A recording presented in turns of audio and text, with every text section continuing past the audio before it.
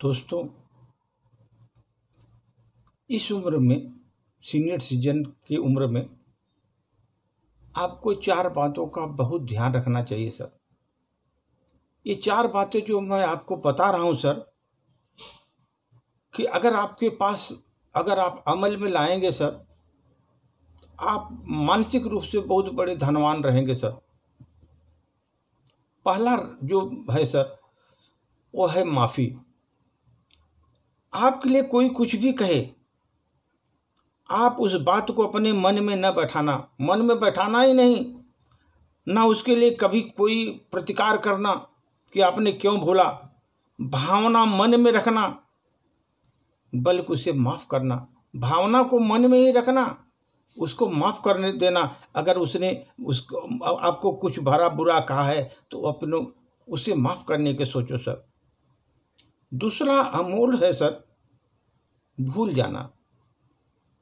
अपने द्वारा दूसरे के किए गए उपकार को भूल जाओ। आपने क्या क्या उपकार किया है, किसको क्या किया है, वो भूल जाओ। आपने बहुत कुछ किया, वो भूल जाओ।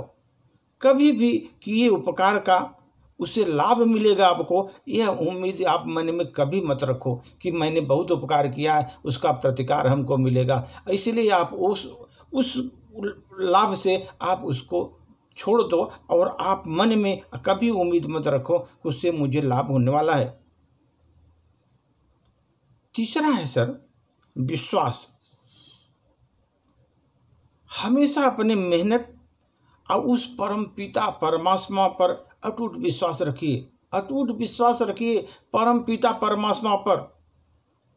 जब तक आप कर्म नहीं करेंगे, अच्छे से मेहनत नहीं करेंगे, परमात्मा का ध्यान करते हुए सर, सफलता का यही एक फार्मूला है सर। सफलता की सीढ़ी पर चढ़ने के लिए ईश्वर पर भरोसा और कर्म, अपनी कर्म को पूरी मेहनत से करना वो बहुत आवश्यक है सर। जब तक आप में विश्वास यह नहीं होगा कि मैं पूरे मनोयोग से कर्म कर रहा हूँ, हमारा ईश्वर हमारे साथ है, उन पर पूरा भरोसा रख कर करेंगे सर, तब तक आपको सफलता नहीं मिलेगी। आपको सफलता मिलने के लिए ये बहुत ज़रूरी है, बड़े मनोयोग से कर्म करिए और ईश्वर पर आस्था रखिए, आपको सफलता 100% मिलेगी सर।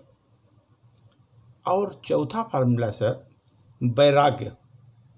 वैराग्य एक ऐसी चीज़ है सर, ये हमेशा आप हमेशा ध्यान रखिए कि ये जन्म तो हुआ है, पृथ्वी पर हम आए हैं, निश्चित है एक दिन जाना ही होगा।